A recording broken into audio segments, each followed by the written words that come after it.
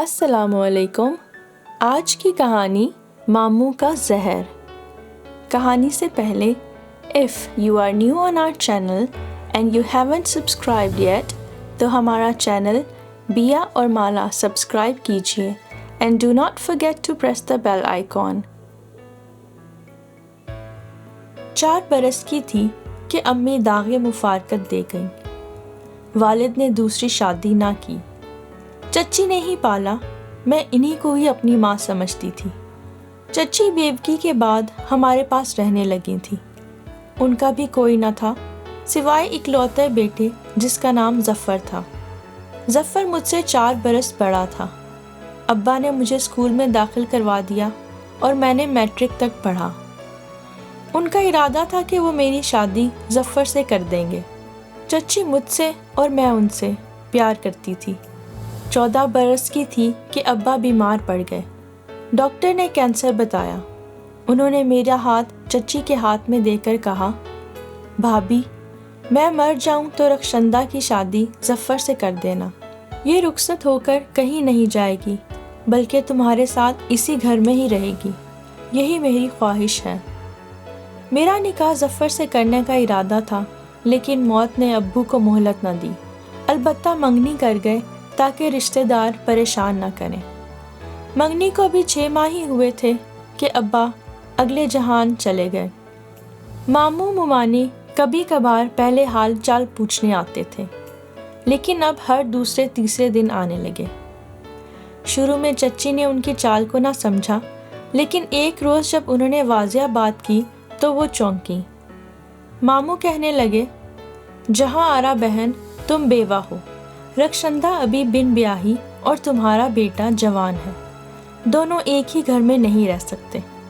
میں بھانجی کے سرپرست کی حیثیت سے اسے لینے آیا ہوں۔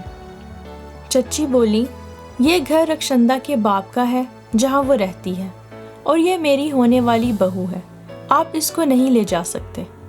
میں خود بھی چچی کو چھوڑ کر نہ جانا چاہتی تھی مگر ماموں اڑ گئے۔ مسئلہ سرپرستی کا تھا۔ انہوں نے کہا کہ بھانجی کو لے کر ہی جاؤں گا۔ 2-4 سال بعد جب یہ شادی کے قابل ہو جائے گی تو ہم برادری کے 4 بندے بلا کر رخصت کر دیں گے، تم بارات لے کر آ جانا، زمانے کا یہی طریقہ ہے۔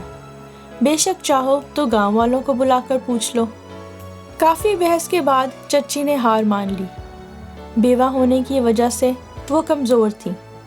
سوچا اس سے پہلے کہ دین محمد فساد برپا کرے، حالات سے سمجھوتا کرنا ہی بہتر ہوگا۔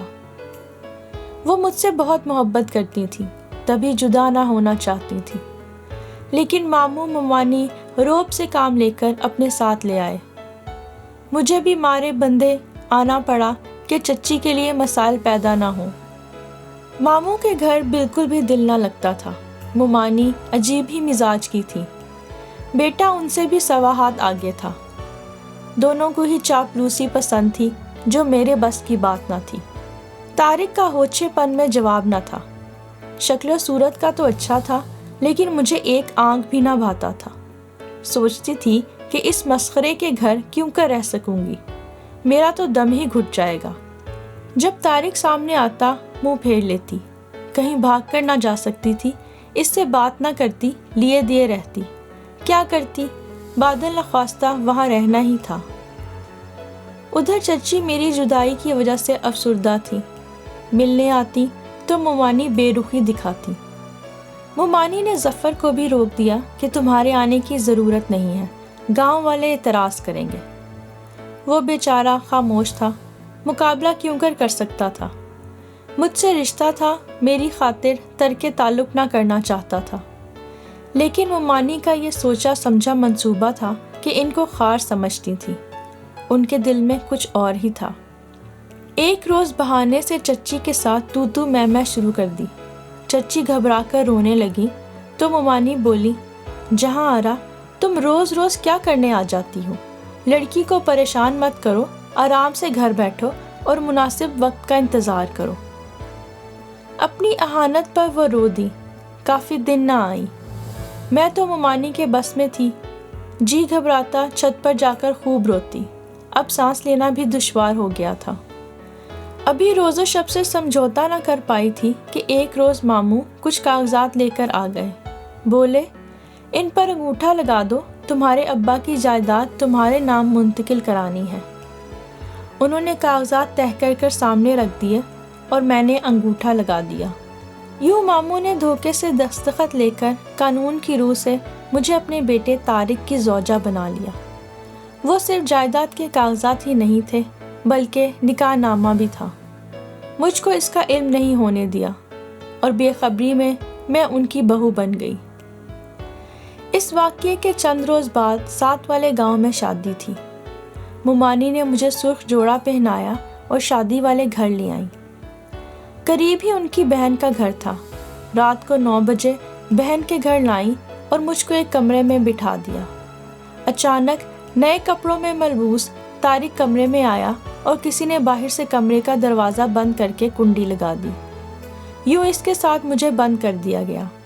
جب طارق نے کہا کہ تم میری منکوحہ ہو اور مجھے کاغذات کی فوٹو کاپی دکھائی تو مجھے یوں لگا جیسے کسی نے میری روح کو پامال کر دیا ہے۔ رو رو کر میرا برا حال ہو گیا۔ وہ زبردستی میرا شوہر بن گیا اور میرا منگیتر جس سے مجھ کو محبت تھی مجھ سے چھین لیا گیا۔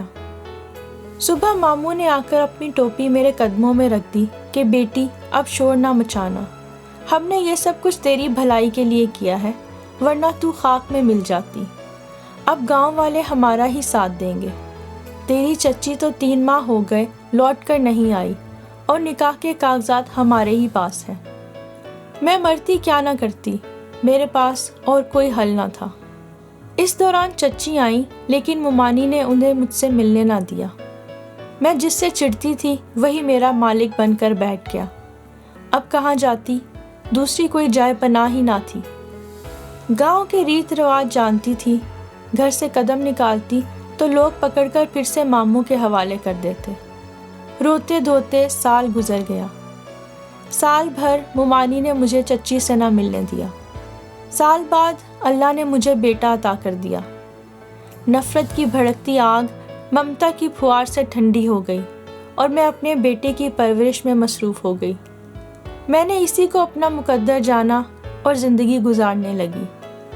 چچی کو علم ہوا کہ ماموں نے رخشندہ کی شادی اپنے سپوت سے کر دی ہے اور اس کے ہاں بیٹا پیدا ہوا ہے تو وہ ایک دم ہراساں ہو گئی۔ روتی پیٹتی ماموں کے گاؤں آئیں۔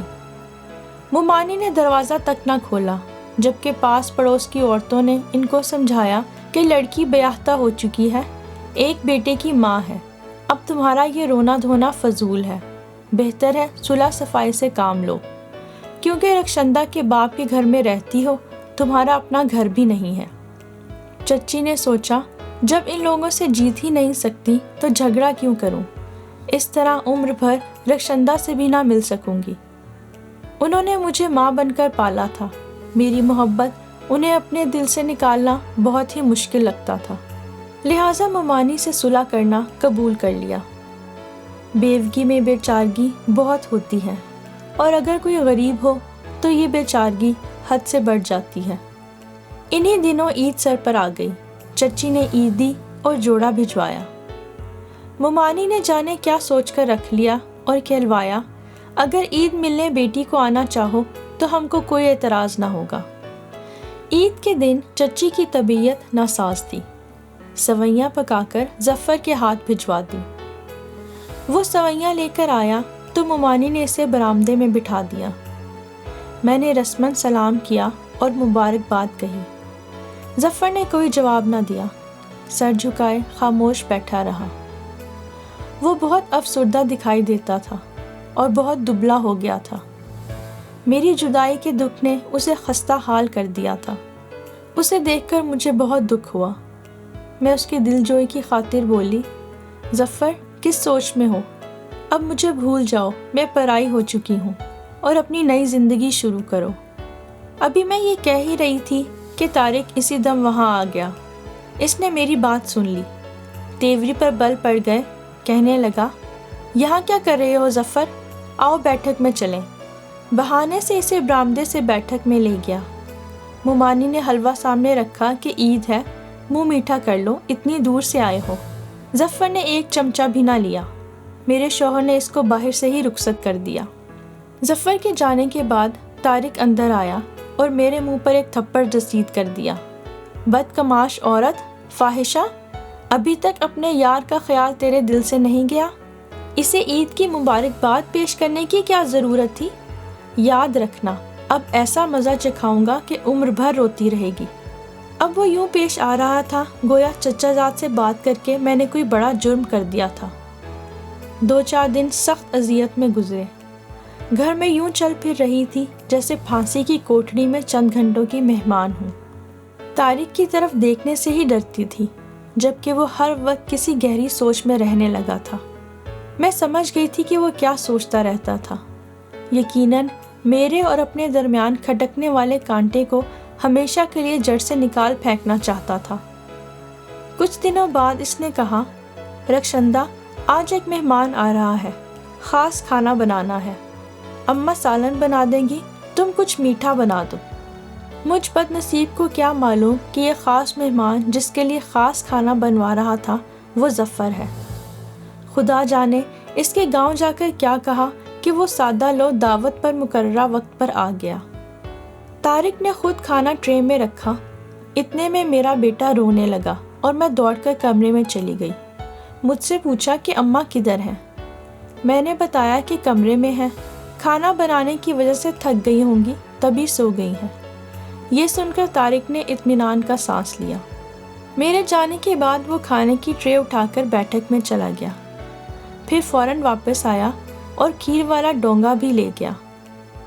بیٹھک میں شاید دونوں نے ساتھ کھانا کھایا ہوگا۔